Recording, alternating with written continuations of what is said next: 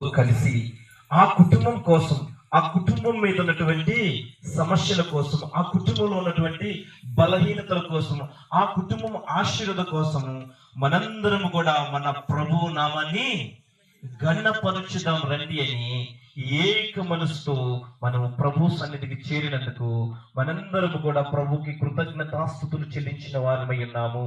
హల్లెలూయా. ఈ రాత్రి వేళ సమయంలో ప్రభు మనతో మాట్లాడబోచున్నాడు. ఒకసారి గమనించుదాం. పరిశుద్ధ గ్రంథంలో నుండి నిర్గమాకాండము 15వ అధ్యాయము, నిర్గమాకాండము 15వ అధ్యాయము 22వ వచనం చదువుదాం ఒకసారి మనం. మోషే ఎర్ర సముద్రము నుండి జనులను సాగ చేయగా వారు షూరు అరణ్యములోనికి వెళ్ళి దానిలో 3 దినములు నడిచిరి. అచ్చట వారికి నీళ్లు దొరకలేదు. అంతలో వారు మారాకు చేరిరి.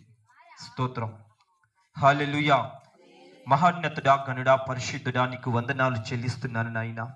ఈ రాత్రి వేళ సమయంలో ప్రభువా, అల్పుడను దీనుడును తండ్రి, ఏ యోగ్యత లేని నా జీవితంలో ప్రభువా అయా నీ సన్నిధిలో నిలవబట్టి నీ నామమును మహిమపరిచే గొప్ప ధన్యత ఇచ్చినందుకు నీకు వందనాలు చెల్లిస్తున్నాను నాయన. నిన్ను గణపరచుటకు, నిన్ను మహిమపరచుటకు అయా కూడి ఉన్న ప్రతి జనాన్ని మీరు జ్ఞాపకం చేసుకోండి. వారి కుటుంబాలను మీరు దర్శించి ఆశీర్వదించండి ప్రభువా. ఇదిగో నాయన, ఈ యొక్క తండ్రి పరిశుద్ధ గ్రంథంలో నుంచి నీ మాటలను వివరిస్తూ ఉండగా నీ సిలువ చాటును నన్ను మరుగుపరుచుకొని నీ ప్రజలకి ఏది అవసరమవుతుందో, నీ ప్రజలకి ఏది తండ్రి అది దేని చేత తృప్తి పరచబడతారో ప్రభా, ఆ వాక్యం వారి హృదయంలో తృప్తిగా భుజింపచేసి నీ కృపచేత నింపి ఆశీర్వదించమని మా రక్షకుడు విమోచకుడైన యేసు నామములో అడిగి వేడుకొనుచున్నాము తండ్రి. ఆమేన్. హల్లెలూయా. చూద్దాం. మనం ఇక్కడ చూసినట్లయితే పరిశుద్ధ గ్రంథంలో ఈ దినప్రాయంలో విశ్వాసానికి పరీక్ష అనేటువంటి కొన్ని మాటలు మనం చెప్పుకోబోతున్నాం. విషయం ఏంటంటే, ఇక్కడ మనలను సృష్టించి అబ్రహాము ద్వారా ప్రభు ఆశీర్వదించాడు. క్రైస్తవ జనాంగాలుగా, క్రైస్తవులుగా ఈరోజు మనం చెప్పుకుంటున్నామంటే మొదటిగా మన పితరుడు ఎవరై ఉన్నారు? ఆది పితరుడు కాదు. మన పితరుడు ఎవరై ఉన్నారు? అబ్రహాము. అదే ఆది పితరుడు అంటే ఆదామై ఉన్నాడు. దేవుడు అబ్రహామును ఆశీర్వదించాడు, అబ్రహామును దీవించాడు. అబ్రహాము జీవితంలో ఒక గొప్ప ఉన్నతమైన స్థితిలో నిలవబెట్టి తన సంతానాన్ని మొత్తాన్ని కూడా ఆయన ఆశీర్వదించి తన కుమారుడైనటువంటి యేసేపు ద్వారా ఐగుప్తు అనేటువంటి దేశంలోనికి నడిపించినప్పుడు కొన్ని సంవత్సరాలు వారి జీవితంలోనికి ప్రభు ఏం చేశాడంటే సమస్యలను వారి కుటుంబంలోనికి ఇచ్చాడు, సమస్యలను వారి యొక్క ప్రాంతం మీదకి ఇచ్చాడు, వారిని శోధనలోనికి అవకాశం ఇచ్చాడు. ఏం చేశాడు? వాళ్ళని శోధన అనుభవించడానికి వారికి దేవుడే అవకాశం ఇచ్చాడు. దేవుడు యాకోబుతో చెప్తాడు, అబ్రహాంతోనే చెప్తాడు, నీ సంతానము ఐగుప్తు దేశంలో బానిసత్వంలో నిలబడాల్సి వస్తుందని అబ్రహాముతో దేవుడే చెప్తాడు. అలా చెప్పినటువంటి ఆ మాటను పట్టుకొని ఈ ప్రజలు ఏం చేస్తారంటే, యాకోబు సమయం వచ్చినప్పుడు, తన బిడ్డ అయినటువంటి యేసేపు సమయం వచ్చినప్పుడు ఐగుప్తులోనికి యూదా ప్రజలు, ఇజ్రాయేలు ప్రజలు, దేవుణ్ణి కలిగిన ప్రజలంతా కూడా ఆ యొక్క ఐగుప్తు బానిసత్వములో 450 సంవత్సరాలు మగ్గి ఉన్నప్పుడు వారు ఏం చేశారంటే, ఈ బానిసత్వంలో ఉండి, ఈ బానిసత్వంలో నిలబడి వారు పెడుతున్న శ్రమలు, వారు అనుభవిస్తున్న కఠినమైన శ్రమలు చూసి ఎన్నో సంవత్సరాలు ఓర్చుకున్నారు. కానీ వారి మీద శ్రమ ఈ దినప్రాయంలో కొంచెం శ్రమ అనిపిస్తే రేపు వచ్చేలక వారి శ్రమ రోజు రోజుకి అది ఏమవుతుందంట? ఆ శ్రమ రెట్టింపు అవుతుందంట. ఈ క్షణాన దేవుని ప్రజలకు ఎవరు గుర్తొచ్చారు? వారిని సృష్టించినటువంటి సృష్టికర్త గుర్తుకొచ్చి వారు ఏమన్నారంటే, ప్రభువా, మేము ఇక్కడ ఇటుక పని చేస్తున్నాం నాయన, మా జీవితాలు ఈ ఇటుక పని చేస్తుంటే భారమైనటువంటి ఆ ఇటుకను మేము తీస్తున్నాము, ఆ ఇటుకను మేము కోసేటప్పుడు డిస్టర్బ్ చేయకు. ఆ ఇటుకను మేము కోసేటప్పుడు ఒక్క దినపాయం ఆ పట్టలో మట్టి కొంచెం తీస్తున్నామయ్యా. ఎంత తీస్తున్నారు? కొంచెం మోయిస్తున్నారు. అది ఇద్దరం కలిసి మేము మోయగలుగుతున్నాము. ఆ మట్టి తెచ్చి అక్కడేసి దాన్ని మేము తీయగలుగుతున్నాము. కానీ యేసేపు మరణించిన తర్వాత రోజు రోజుకి ఐగుప్తు దేశంలో యూదులను ఎరగనటువంటి రాజులు ఎన్నిక చేయబడి యూదుల కుటుంబం ఎలా ఉందంటే దినదినము ఆశీర్వదకరంగాను, హెబ్రీయుల కుటుంబం దినదినము దీవెనకరంగాను ఎంత రాజులు చూడండి ఏమంటున్నారు, వారికి నీళ్లు దొరకలేదు, అంతలో వారు మారాకు చేరిరి. మారా నీళ్లు చేదువైనందున వారు ఆ నీళ్లు త్రాగలేక పోయిరి, అందువలన దానికి మారా అని పేరు పెట్టారు. చూడండి, అప్పుడు దాకా సంతోషంగా ఆనందంగా ఉన్నటువంటి ఆ ప్రజలు ఒక్క దినము ప్రాయమే నీళ్లు లేపేయాలకు వాళ్ళు ఏమయ్యారు, ఆ నీరు తీసి నోట్లో పోసుకోగానే చేదు కలిగిందంట. ఈ చేదు కలిగినటువంటి ఆ నీళ్లు తాగంగానే ఈ ప్రజలు ఏమయ్యారు? ఇప్పుడు చెప్పండి మోషేని ఏమంటారు? ఇప్పుడు చెప్పండి ఆ మోషేని ఏమంటారు? అయ్యా, మేము ఆ కొల్లూరులో ఉంటే ఈ క్రిస్టమస్ పండగలో ప్రశాంతంగా మా రైతులు ఇచ్చే డబ్బులతో మా బిడ్డలకు బట్టలు తెచ్చుకుంటాంగా, సరే మట్టి పూసుకుంటాము, లేకపోతే ఇంకొకటి చేసుకుంటాము, చక్కగా ఆడ పని చేసుకుంటుంటే ఆ రైతు నెలొచ్చేలకు మాకు పండగలకు డబ్బులు ఇస్తారు, పబ్బాలకు డబ్బులు ఇస్తారు, నువ్వు తీసుకొచ్చి మమ్మల్ని వల్లాయపాలెంలో పడేసావు, మాకేమన్నా తినటానికి ఉందా? ఈ సమయంలో మాకు బట్టలు తీసుకోవడానికి ఏమైనా డబ్బులు ఉన్నాయా అని మనం ఎలా అనుకుంటాము? క్రిస్టమస్ పండుగప్పుడు వల్లాయపాలెంలో ఉంటే మనము వల్లాయపాలెంలో ఉన్నప్పుడు మనం ఎలా అనుకుంటాము? ఆ యొక్క ఐగుప్తు దేశం నుంచి వచ్చినప్పుడు ఇజ్రాయేల్ ప్రజలు కూడా అనుకున్నారు. అప్పుడు దాకా మోషే జిందాబాద్ అన్న చేతులే, అయ్యా నీ వల్ల ఈరోజు మేము చావునై ఉన్నాము, ఈరోజు నీ వల్ల మేము సస్తున్నాము. ఆ ఐగుప్తు దేశంలో ఉంటే కనీసం వారు శ్రమ పెట్టిన సాయంత్రానికి కల్లా నీళ్ళు ఇచ్చేవారు, అంత ఆహారం పెట్టేవారు, అది తిని తాగి మేము సంతోషించేవారమి. అది తినటం వల్ల మా బాధలన్నీ మర్చిపోయేవాళ్ళమి. కానీ నువ్వు మమ్మల్ని ఏం చేసావు? ఇప్పుడు మమ్మల్ని చంపటానికి ఈ అరణ్యంలో మమ్మల్ని నిలవబెట్టావా అని ఈ ప్రజలు ఏం చేశారంట? సనుగుకున్నారు. కానీ వీరు దేవుని వైపు చూడకుండా వీళ్ళు ఎటువైపు చూశారు? సమస్య వైపు చూశారు. వీరు దేవుని వైపు చూడకుండా వీరు ఆ నీళ్ళ వైపు చూశారు. వీరు దేవుని వైపు చూడకుండా అంత బానిసత్వంలో ఉన్నటువంటి ప్రజలుగా ఉన్న మనలను ప్రభు తీసుకుని ఓ వ్యక్తిని ఏర్పాటు చేసుకుని వస్తుంటే ఆ రాజుల నుండి తప్పించిన దేవుడు, ఆ సముద్రాన్ని చీల్చిన దేవుడు నీకు నీరు ఇవ్వలేడా? ఈ మనస్సు ఆ ప్రజల్లో లేదా? చూడండి, ఒకసారి గమనించండి. ఆ ఎర్ర సముద్రాన్ని 2 పాయలుగా చేసినటువంటి దేవుడు నీ దాహానికి, నీ ఆకలికి ఆహారం ఇచ్చి నిన్ను పోషించలేడా? అంటే మనకు విశ్వాసము లేదు, నిరీక్షణ లేదు. ఎన్నో కార్యాలు మోషే జీవితంలో చేస్తున్నాడు, ఎన్నో పనులు చేస్తున్నాడు.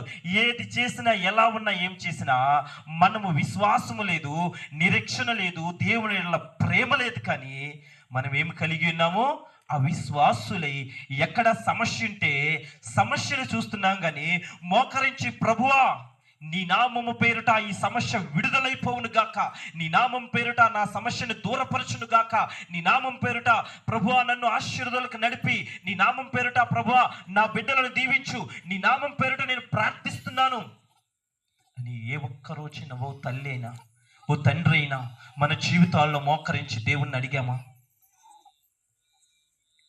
గమనించండి ప్రియా సహోదరులారా, ప్రియా తల్లులారా, ప్రియా తండ్రులారా, మనం గమనిస్తే విలాప వాక్యములో ఇర్మియా చెప్తాడు, రే మొదటి జామున నువ్వు లేచి నీ పసి బిడ్డల నిమిత్తం నువ్వు నీ దేవుని దగ్గర నువ్వేం చేయాలి? విలపించాలి, ప్రలాపించాలి, ప్రభువుని అడగాలి. అయ్యా నా బిడ్డలను దీవించయ్యా.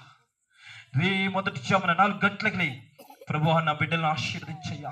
వారు బయట తిరుగుతూ ఉంటారయ్యా, లేదు వారు అయ్యా బైకుల మీద స్టంట్లు వేస్తుంటారయ్యా, లేదు నా బిడ్డలు చదువుకి వెళ్తుంటారయ్యా, వారు ఆటోలో వెళుతున్నప్పుడు వస్తున్నప్పుడు, లేదా నా బిడ్డలు దూర ప్రాంతంలో పని చేస్తుంటారయ్యా, ఆ బిడ్డలు పని చేస్తున్నప్పుడు అయ్యా వారు చేస్తున్న పనిలో నీ కృప ఉంచవా, నీ రక్షణ ఉంచవా, నీ పరిశుద్ధత నా బిడ్డ చుట్టూ నీ కృప ఉంచవా అని ఏ ఒక్క తల్లి అయినా తండ్రి అయినా మనము ప్రార్థన చేస్తున్నామా?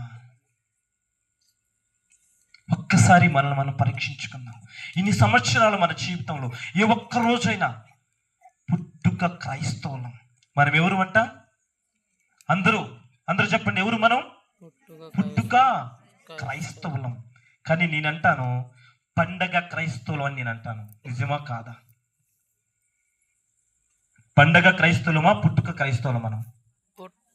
ఎస్. క్రిస్మస్ పండుగ వచ్చిందంటే డిసెంబర్ 20వ తేదీ నుంచి స్టార్ట్ అయిపోయింది. బట్టలు కుట్టియాలా, ఈరోజు లిప్టిక్ తీసుకోవాలా, గాజులు తీసుకోవాలా, లేదా చెవులకి రింగులు తీసుకోవాలా, కొత్త చీరలు, ఇలా అవన్నీ కూడా మనస్సేకి అంటే యేషేబు అనుభవించినటువంటి శ్రమలు.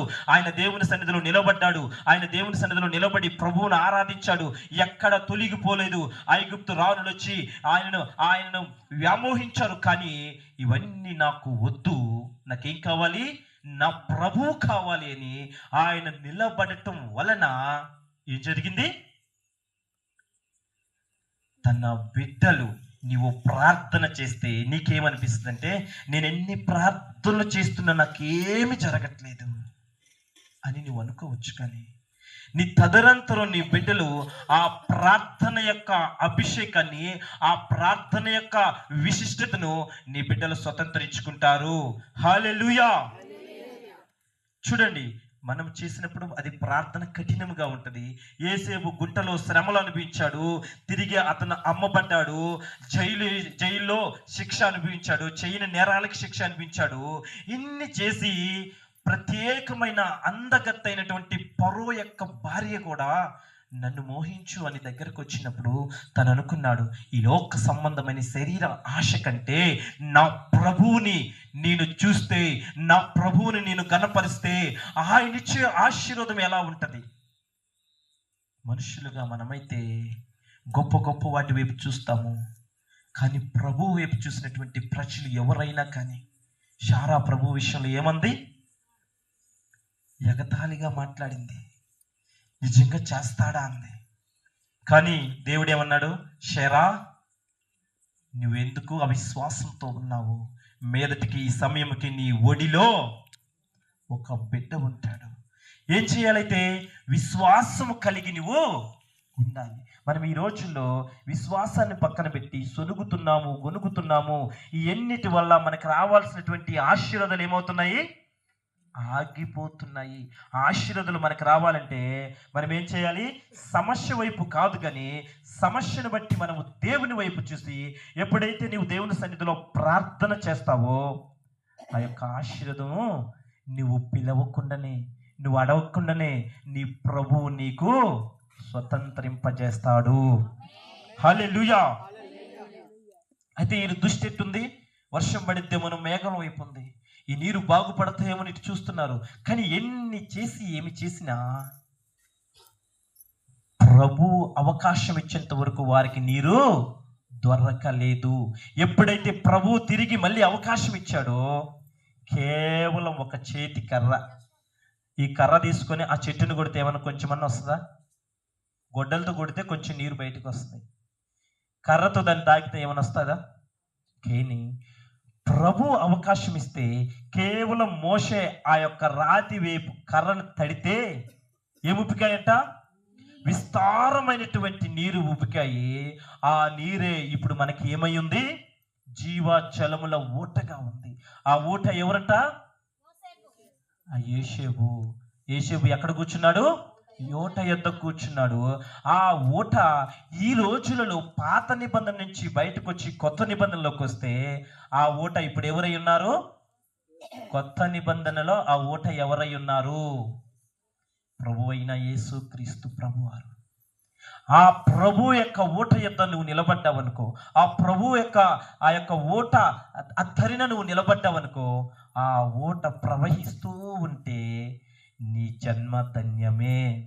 ఆమేన్. హల్లెలూయా. అయితే దేవునికి నువ్వు ఏ స్థితిలో ఉన్నా, ఏ పరిస్థితిలో ఉన్నా, నువ్వు చేయాల్సింది ఒకటే, కృతజ్ఞతాస్తుతులు చెల్లించాలి. అందుకే 1 తెస్సలోనికలో 5:18 ఒకసారి మనం చూద్దాం. చూడండి.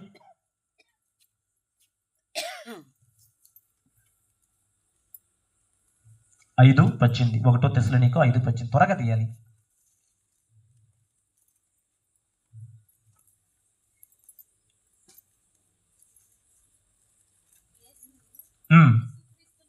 యేసుక్రీస్తునందు నీ విషయంలో దేవుని చిత్తము ఆత్మను ఆర్పకుడి, ప్రవచించటను నిర్లక్ష్యము చేయుకుడి, సమస్తమును పరీక్షించి మేలైన దానిని మాత్రమే చేపట్టు.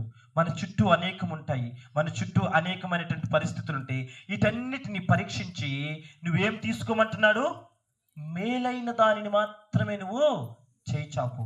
అనేకమైన వ్యర్థమైన చుట్టూ వస్తుంటాయి, వీటిని తొలగించేసి మేలైన దానిని మాత్రమే నువ్వు తీసుకోవాలి. అందుకే అంటాడు యెషయా గ్రంథం 6 ఏ మూడనుకుంటే దీనికోసం మనం ఆరాట పడతాం. కానీ క్రిస్టమస్ అంటే ఏమిటి, ఆ క్రిస్టమస్ యొక్క అర్థం ఏమిటి అని ఏ ఒక్కరోజైనా మనము మన ప్రభు దగ్గర కూర్చొని మొరపెట్టామా?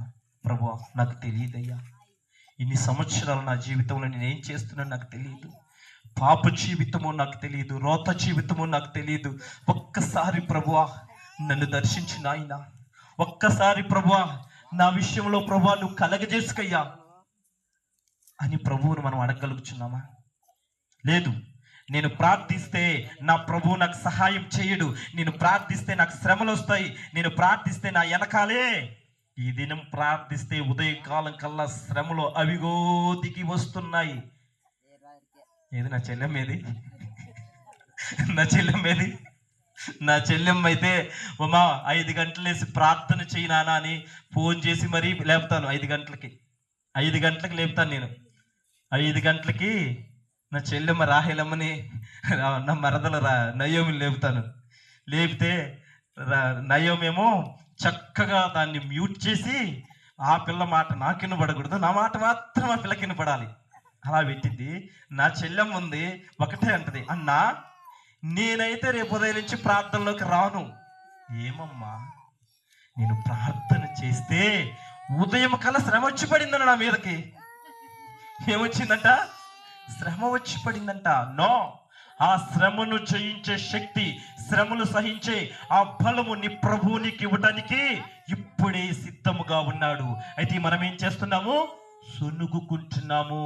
మనం ఏం చేస్తున్నాము? గొనుగుకుంటున్నాము.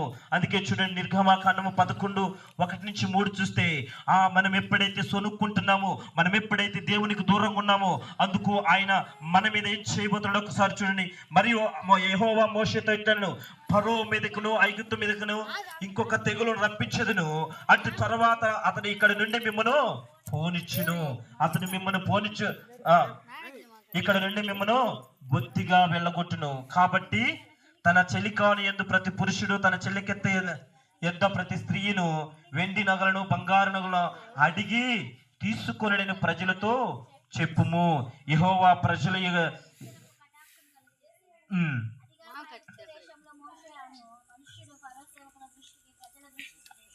మిక్కిలి గొప్పవాడయ్యాడు.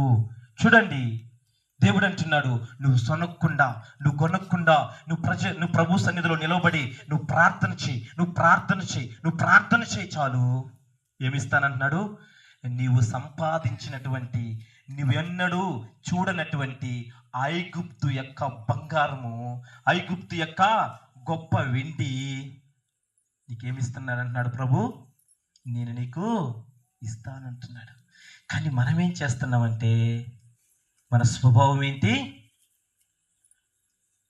ఒకటి పండగ క్రైస్తవం, 2 వచ్చేసి మనకి కార్యం జరగలేదనుకో, నాకు మా చిన్న ఒక ఆయన గుర్తొస్తా ఉంటాడు. మా చెల్లెలో నానే, దేవుడు అమ్మతోడు దేవుడు లేడు, అమ్మతోడు దేవుడు లేడు, ఆయన ఉంటే నేను ఎందుకుంటా ఇలా అంటాడు. దేవుడు లేడు అని మన నోటితో మనం అనకూడదు. కానీ మనం ఏం చేయాలి?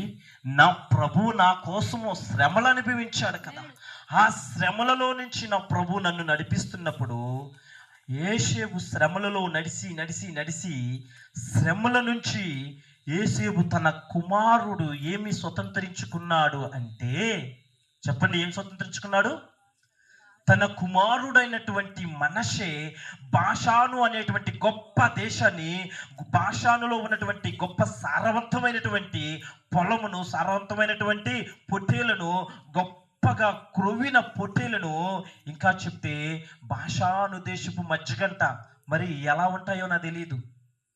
బాషాను దేశపు మజ్జిగంట. నిజమే, ఒక్కొక్క దానికి ఒక ప్రత్యేకత ఉంటుంది. ఎలాగంటే, నేను ఒకసారి కనిగిరి వెళితే కృపత్త పులిహార చేసింది. అంటే బాషాను దేశం గొప్పతనం ఎలా ఉంటుందంటే చెప్తున్నాను. కృపత్త పులిహార చేసింది. పులిహార నేను చిన్నప్పటి నుంచి కూడా తింటాం కదా. ఎందుకో ఆ రోజు ఆమె చేసిన పులిహార తింటే చాలా శ్రేష్టం అనిపించింది, చాలా రుచి అనిపించింది. ఏంటంటే అది ఒక ప్రత్యేకత. అలాగే బాషాను దేశంలో కూడా గొప్ప గొప్ప దేశము. ఆ దేశంలో గొప్ప పర్వతాలు ఉన్నాయి, గొప్ప గొప్ప కొవ్విన పొట్టేలు ఉన్నాయి. ఆ యొక్క దేశంలో మంచి మంచి వృషభాలు ఉన్నాయంట. వృషభం అంటే ఏంటి? నివ్వడంట. అయితే మనం ఎలా ఉండాలి? నీతిమంతులుగా తీర్చబడాలి, ప్రభు సన్నిధిలో మోయబడాలి, ఆయన నామాన్ని మహిమపరచాలి, ఆయన నామాన్ని ఘనపరచాలి. అయితే మనము ఆయనకు ఘనత కాకుండా మనం ఎవరికి ఘనత తెస్తున్నామంట? వాయుమండల అధిపతికి మనము ఘనత తెస్తున్నాము. ఎవరు ఈ వాయుమండల అధిపతి? ఎవరమ్మైనా ఈ వాయుమండల అధిపతి ఎవరు? చెప్పండి పెద్దగా. ఎన్నోసార్లు చెప్పేది మీకు. ఎవరైనా? మనం రోజు చెప్పుకుంటాం సాతానా సాతానా అని.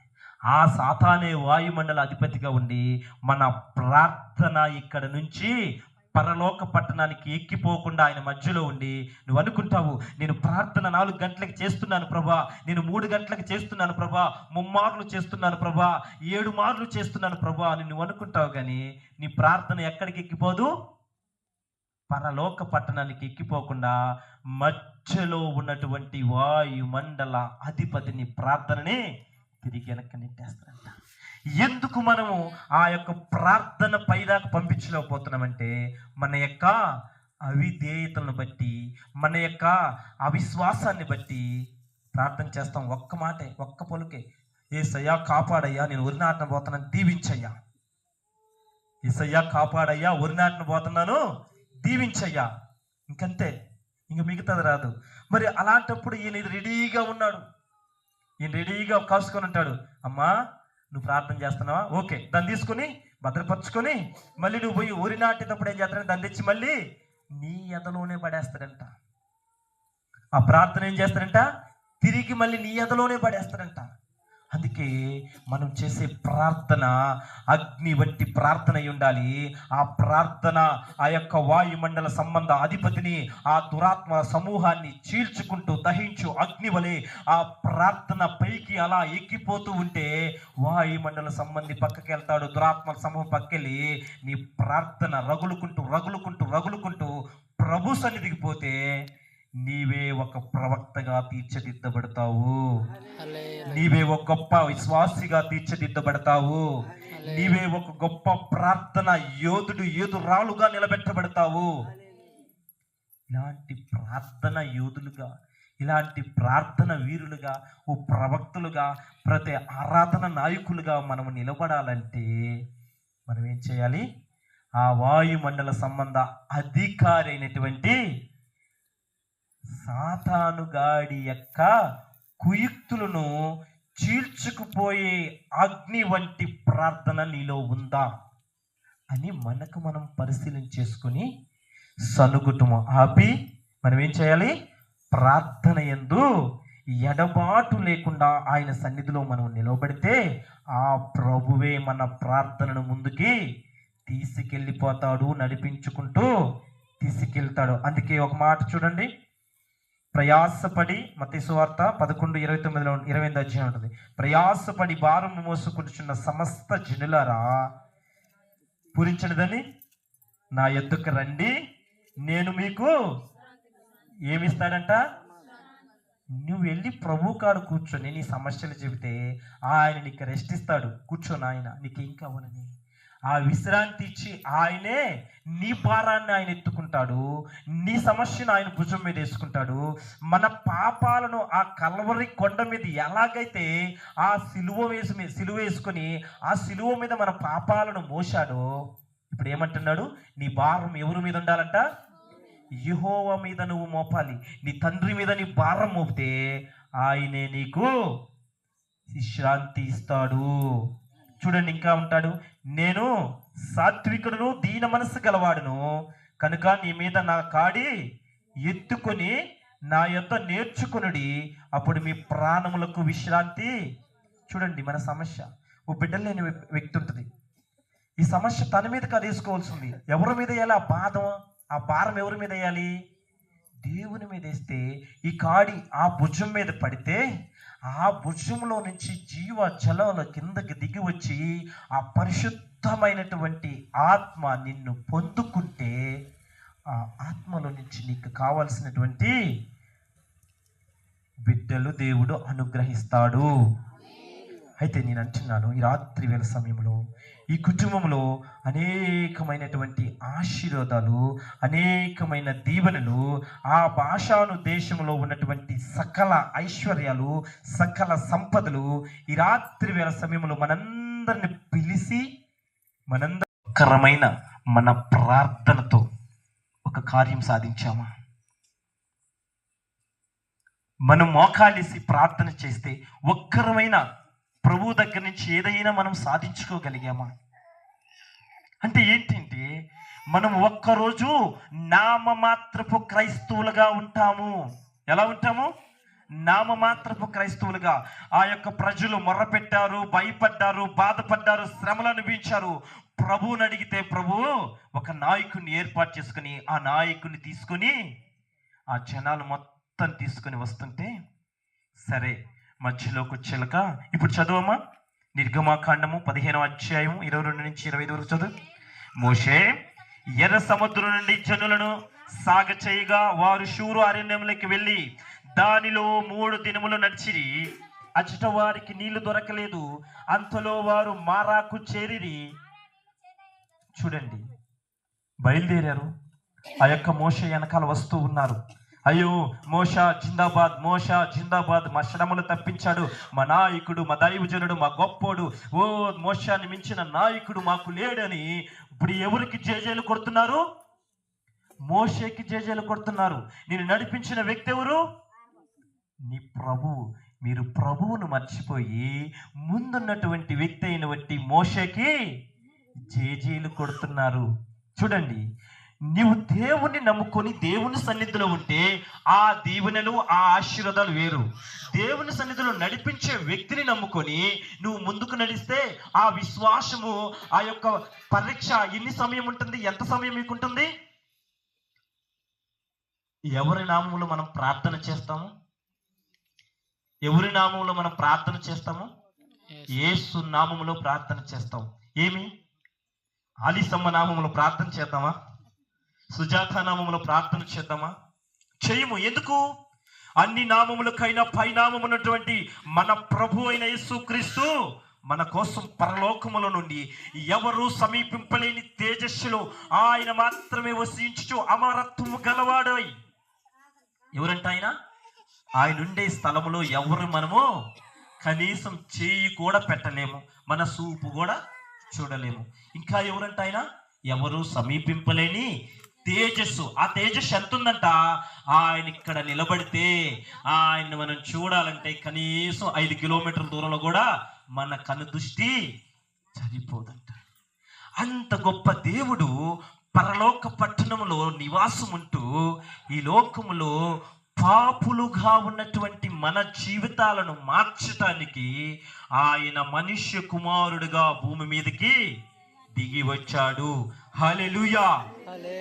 అయితే ఇక్కడ మోషే ఏం చేశాడంటే ప్రజలను పట్టుకున్నాడు, నడిపిస్తున్నాడు. ఈ ప్రజలు వెనకాలన్నారు. ఇప్పటి వరకు మోషేకి జేజేలు కొడుతున్నారు. మోషే మమ్మల్ని రక్షించాడు, మోషే ఐగుప్తు బానిసత్వం నుంచి మమ్మల్ని బయటికి తెచ్చాడు, ఇంత మంచి నాయకుడు మాకు దొరకడు, ఈయనే మా సమస్తము, ఈ మోషే నా దేవుడు అన్నట్టుగా ఈ ప్రజలు ఆయన్ని గౌరవిస్తున్నారు. చూడండి, మనుషుల గౌరవం, లోక సంబంధమైన గౌరవం ఎన్ని రోజులు ఉంటుంది? కొన్ని రోజులు మాత్రమే ఉంటుంది, కొన్ని దినాలు మాత్రమే ఉంటుంది. గత సంవత్సరంలో మంచి ఫ్రెండ్స్గా ఉన్న ఎవరో వద్దు, మన ఊర్లో ఇద్దరు స్నేహితులు చూద్దాం. ఈ సంవత్సరం వాళ్ళు ఏమై ఉంటారు? బద్ధ శత్రువులు అయి ఉంటారు. గత సంవత్సరం చేతుల మీద చేతులు వేసుకున్నాయి మచ్చా మామ అనేటువంటి వ్యక్తులు ఈ సంవత్సరం వాడి ఇంటి వైపు కూడా నేను చూడను అనేటువంటి స్థితిలో ఉంటాము. కానీ వీరేం చేశారంటే మోషే వైపు చూసి మోషే వైపు మాట్లాడుతూ మోషేని గొప్ప చేసుకుంటున్నారు. చూడండి, దేవుని వైపు నడుస్తూ దేవుని వైపు చూస్తే అది శ్రమ అయినా, వేదనైనా, బాధ అయినా ఆయనను ఆనుకున్న ప్రజలు తృప్తిపరచబడతారు. ఆమేన్, హల్లెలూయా. చూడండి, ఇక్కడ వీరు బయలుదేరు వస్తున్నారు, ఇంతగా ఆయన గణపరుస్తున్నారు, గౌరవిస్తున్నారు. అయితే ఒకానొక స్థలంలోనికి వచ్చేలక ఈ ప్రజలు ఆ ఎడారిలో నడుస్తున్నారు. పక్కలో ఎండ దెబ్బ కొడుతుంది, దాహం వేస్తుంది, బాధేస్తుంది, నడవలేక చిన్నపిల్లలు, వృద్ధులు, మధ్య వయస్కులు అందరూ కూడా ఏమవుతున్నారంటే దాహము చేత అల్లాడిపోతున్నప్పుడు మరి ఏం చేశారంట? వారికి నీళ్లు దొరకలేదు. ఇప్పుడు దాకా మోషేని ఏమన్నారు? నువ్వు గొప్పోడు అయ్యా, నువ్వు ప్రార్థన చేస్తే మేము వచ్చామయ్యా, నువ్వు ప్రార్థన చేస్తే మేము లేసామయ్యా, నువ్వు ప్రార్థన చేస్తే మేము హల్లెలూయా. వీరెంత శ్రమ అయితే అనుభవిస్తున్నారో వారి జీవితాల్లో, వారి కుటుంబాలు ఏమవుతున్నాయంట? దినము దేవుని సన్నిధిలో ఆశీర్వదించబడుతున్నారంట. ఇక్కడ మనం చూసినట్లయితే ఆ ఐగుప్తు బానిసత్వములో మగ్గి ఒక దిన ప్రాయము ఇద్దరిని బట్టి పని చేస్తే కొన్ని రోజులు పోయిన తర్వాత వీరిద్దరు కలిసి చేస్తే ఈ పని త్వరగా అవుతుంది కదా. వీరికి మనం ఇస్తున్న డబ్బులు చాలా ఎక్కువ అవుతున్నాయి కదా. మనం ఏం చేద్దామంటే ఒక అధికారిని నియమించి ఇద్దరు చేసే పని ఒక్కడే చేయాలి, ఇద్దరు చేసే పని ఒక్కడే చేయాలి. ఇంకా వారికి కావాల్సినటువంటి ఆ చెత్త కానీ, అందులో పేర్చుకోవాల్సినటువంటి ఆ యొక్క కర్రలు కానీ, బొగ్గు కానీ ఈ వ్యక్తే దానిలో చేర్చుకోవాలి. అంటే ఇక్కడ పని భారం ఏం చేస్తుంది? క్రైస్తవుడి మీద పని భారము ఎక్కువ అవుతుంది. అదే పని భారం క్రైస్తవుడి మీద ప్రార్థన భారం పడితే మన జీవితంలో ఎలా ఉంటాము? అదే క్రైస్తవుడి మీద శ్రమ భారం తగ్గించి ప్రార్థనా భారం పడిందంటే ఆ కుటుంబం ఏ రీతిగా ఉంటుంది? నిత్యము దీవెనకరంగా, ఆశీర్వదకరంగా ఉంటుంది. అయితే ఆ 400 సంవత్సరాలు బానిసత్వం అనిపించిన ఐగుప్తు దేశంలో ఇజ్రాయేలు ప్రజలు తిరిగి ప్రభువుని మొరపెట్టడం చేశారు. ప్రభువా, మాకు తెలుసో తెలియక 450 సంవత్సరాలు బానిసలుగా బ్రతికామయ్యా, ఇక ఈ యొక్క శ్రమను మేము అనుభవించలేమయ్యా, ఈ భారాన్ని మేము తట్టుకోలేకపోతున్నామయ్యా. ప్రభువా, మమ్మల్ని క్షమించి మమ్మల్ని రక్షించి ప్రభువా, ఈ బానిసత్వములో నుంచి మమ్మల్ని బయటికి తీసుకో ప్రభువా అని వీరు మోకరించి ప్రభువుకి ఎప్పుడైతే మొరపెట్టడం మొదలు పెట్టారో పరలోకములో ఉన్నటువంటి నా తండ్రి ఆ ప్రజలను చూసి ఆయన కనికర్రపడ్డాడు. హల్లెలూయా. ఏం చేశాడు ఆయన? కనికర్రపడి, అయ్యో నా బిడ్డలు ఇంతగా బాధపడుతున్నారే, అయ్యో నా బిడ్డలు ఇంతగా శ్రమ పడుతున్నారే, వారి శ్రమ నుండి నేను ఎలా విడిపించాలి అని ప్రభు ఏం చేశాడంటే, అదుగో ఆ దినాలలో వచ్చినటువంటి మిర్యాము, అహరోనుల సహోదరుడైనటువంటి మోషేను ఎన్నుకున్నాడు. హల్లెలూయా. నీ శ్రమలలో ఈ దినాల్లో మనం ఏ బాధలో ఉన్నా, ఏ శ్రమలో ఉన్నా నీవు మొర్రపెట్టడం అలవాటు చేసుకుంటే, ప్రభు సన్నిధిలో నువ్వు మోకరించడం అలవాటు చేసుకుంటే, నీవు చేయలేని ప్రార్థన నీ తరపున ప్రార్థించడానికి ప్రభు ఏం చేస్తాడు? ఒక వ్యక్తిని ఎన్నుకుంటాడు. హల్లెలూయా. నీవు చేయలేనటువంటి పనిని నీ తరపున చేయటానికి ఇజ్రాయేలు ప్రజలు బాధపడ్డారు, శ్రమ పడ్డారు, ప్రభు దగ్గర విన్నపించుకున్నాడు. వారి యొక్క మొర్ర వినిన దేవుడు ఏం చేశాడు? కనికరపడి వారి కోసం మోషే అనేటువంటి ప్రవక్తని ఎన్నుకొని వచ్చాడు. మోషే లే, ఏంటయ్యా, నా ప్రజలు అక్కడ చాలా ఇబ్బంది పడుతున్నారు, నా ప్రజలు బాధపడుతున్నారు, వారిని విడిపించడానికి నేను నిన్ను ఎన్నిక చేసుకుంటాను అని అంటే మోషే అంటాడు, అయ్యా నేను నోటి మాంద్యము కలవాడను. హల్లెలూయా. నోటి మాంద్యం అంటే ఏంది? నాకు నత్తయ్యా, నేను ఒక్కసారి తత్త అనాలంటే ఆ మాట దాదాపు గంట పెడితే నా వల్ల ఏమైద్దయ్యా అంటే, నో, నువ్వు వెళ్ళాలి, నువ్వు వెళ్ళి నా ప్రజలు నువ్వు రక్షించాలని ప్రభు ఏర్పాటు చేసి మోషేని తీసుకెళ్ళి ఆ ఐగుప్తు దేశంలో నిలవబెట్టి ఐగుప్తు దేశంలో ఉన్న ఇజ్రాయేలు ప్రజలను ఆ రాజు కఠిన బానిసత్వం నుంచి విడిపించుకొని బయటికి తీసుకొని వచ్చాడు. మన జీవితాలు, మన శ్రమలు, మన యొక్క పరిస్థితులు ఎలా ఉంటాయంటే, ఒక దినము మనం ఆశీర్వదించబడి, ఒక దినం మనం దీవెనకరంగా ఉండి, ఒక దినం మనం బాప్టిషన్ తీసుకొని, ఒక దినం మనం ఎప్పుడైతే కొంచెము అభివృద్ధిలో ఉంటామో, ఈరోజు నీకు ఒక కార్యం జరిగింది. ప్రభు సన్నిధిలో ప్రార్థన చేస్తే ఒక మంచి ఏదో నీకు ఒక మంచి కార్యం జరిగింది. ఈ దిన ప్రాయం వరకు మనం ఏం చేస్తాము? ఆనందిస్తాము, సంతోషిస్తాము. ఆయన సన్నిధిని ఎంతగానో ఈ ప్రజలను చూసి, ఓ నేను ప్రార్థన చేస్తే, లేకపోతే నేను ప్రార్థన చేయించుకుంటే, నేను మోకాళ్ళేస్తే నాకు ఈ పని జరిగింది, ప్రభువు నా కార్యం చేశాడని ఆ దినం వరకు మనం గుర్తుపెట్టుకుంటాం. కానీ మరో దినాన దాన్ని మనం మర్చిపోతాం. చూడండి, మనకంటే ముందుగా మన తల్లిదండ్రులు, మనకంటే ముందుగా మన పితరులు ఎందరో బాప్టిజం తీసుకున్నారు, ఎందరో ప్రార్థనలు చేశారు, ఎందరో వారి జీవితాలలో మనకి తెలిసి ఒక 50-60 సంవత్సరాల నుంచి మనమే క్రైస్తవ జీవితాలుగా మనము జీవిస్తున్నాము.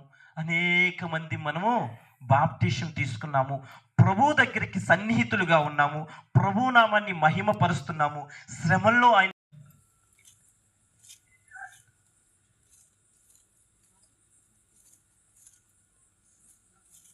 యెహోషువ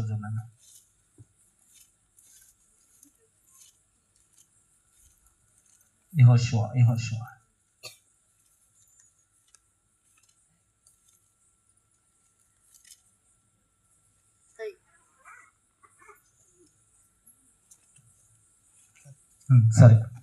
అయితే ఆయన అప్పగించడానికి, ఆయనను ఈ లోకంలో మనము నెట్టివేయటానికి, చూడండి, ఒక వ్యక్తి నిలవబడి మనము మందు తాగుదాం రండి అని అంటే ఎంతమంది చేతులు ఎత్తారు? మందు తాగుదాం రండి అని పిలిస్తే ఎంతమంది వస్తారు? ప్రియా జనాంగం, ఒక్కసారినండి, మందు తాగుదాం రండి అంటే ఇక్కడి నుంచి అక్కడ దాకా అందరూ క్యూ కడతారు. అదే ఆదివారం వచ్చి ఇక్కడ కూర్చున్నటువంటి యవనస్తుల దగ్గరికి వచ్చి, బాబులారా రండి ప్రార్థనకి వెళ్దామని అని అంటే ఎంతమంది వస్తారు? మందు అంటే ఈ పక్కన ఆ పక్కన ప్రజలందరూ గుమ్ము కొడతారు. అదే ప్రార్థన అంటే ఆడు కూర్చున్న ఆ గుమ్ము మొత్తము కూడా, ఆ గుమ్ము కొట్టినటువంటి ప్రజలోంచి ఒక్కొక్కరు అంటారు, నాకు చేలో పని ఉంది, నాకు ఇంట్లో పని ఉంది, నేను అక్కడికి వెళ్ళాలి, ఇక్కడికి వెళ్ళాలి. అక్కడ ఉన్న గుంపంతా ఏమైతే ఒక్క నిమిషంలో శూన్యమైపోయింది. మన జీవితంలో కూడా ప్రభువుని పక్కన పెట్టి లోకానుసారంకు పరుగులు తీస్తున్నాం. కానీ అదే ప్రభువును మన హృదయంలో చేర్చుకుంటే, మన భారమంతా ఆయన మీద కానీ మనం వేయగలిగితే, అందుకే అంటాడు కీర్తనకారుడు 22:8 మాట అంటాడు. త్వరగా చూడండి, కీర్తన 22:8.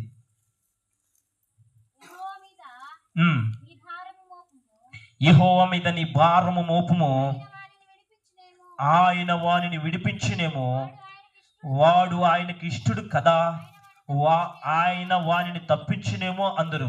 గర్భము నుండి నన్ను తీసివాడువు నీవే కదా, నేను నా తల్లి యొక్క స్తనపానము చేయుచుండగా నీవే కదా నాకు నమ్మిక పుట్టించితివి. మనం ఎవరి మీద అనుకోవాలంట? దేవుని మీద అనుకోవాలంట. దావీదు అంటాడు, యెహోవా మీద నీ భారము మోపు. మనం అనుకుంటాము, ఏదైనా డబ్బులు లేకపోతే ఎవరు రేపు మార్నింగ్ ఇస్తారు, ఎవరిని అడుగుతామని ఆలోచిస్తాం. కానీ ఒక్క నిమిషం మోకరించి, ప్రభువా నాకు ఈ సమస్య ఉంది, ప్రభువా నాకు ఈ డబ్బులు బాధ ఉంది, లేదా నా అప్పులు బాధ ఉంది, దీనిలో నుంచి నన్ను బయటికి చేర్చు ప్రభువా అని ఏ ఒక్క రోజైనా మనము ప్రార్థన ద్వారా అడుగుతున్నామా? మనము మనుషులను అడగటానికి సిద్ధపడతాం, కానీ దేవుణ్ణి అడగటానికి సిద్ధపడము. అందుకే ప్రభు అంటాడు, ఆయనంట రహస్యమందు దాగి ఉన్నటువంటి స్థలములలో, నిగుప్తమైనటువంటి స్థలములో ఉన్నటువంటి ఆ రహస్య దీవెనలు తీసి నీకు ఇస్తాడంట. అయితే మనం ఏం చేస్తున్నాము? అడగటం లేదు. మనము అడగటం లేదు, సొనుగుతున్నాము, గొనుగుతున్నాము, ఆయనకి వ్యతిరేకంగా ఉంటున్నాము, ఆయాసకరంగా మాట్లాడుతున్నాం. కానీ ప్రభువా నాకు ఈ సమస్య ఉంది, తీర్చు అని ఎప్పుడైనా అంటున్నామా? అంటలేదు. అందుకే దావీదు మహారాజు అంటున్నాడు, యెహోవా మీద నీ భారము మోపుము, ఆయన వారిని విడిపించునేమో. వాడు ఆయనకి ఇష్టడు కదా. మరి నువ్వు ఇష్టడువా? ఇష్టడు కాదా? నిన్ను నిర్మించింది ఎవరు? నీ దేవుడైనా యెహోవా. నిన్ను మంటితో నిర్మించాడని నువ్వు బైబిల్లో చదువుతూ ఉంటావు. మరి నీ తండ్రి నీకు కావాల్సింది చూడడా? నీ తండ్రి నీకు కావాల్సింది ఇవ్వడా? అయితే మనం ఏం చేస్తున్నాము? ఆ తండ్రిని అడగటం లేదంట. అందుకే అంటున్నాడు.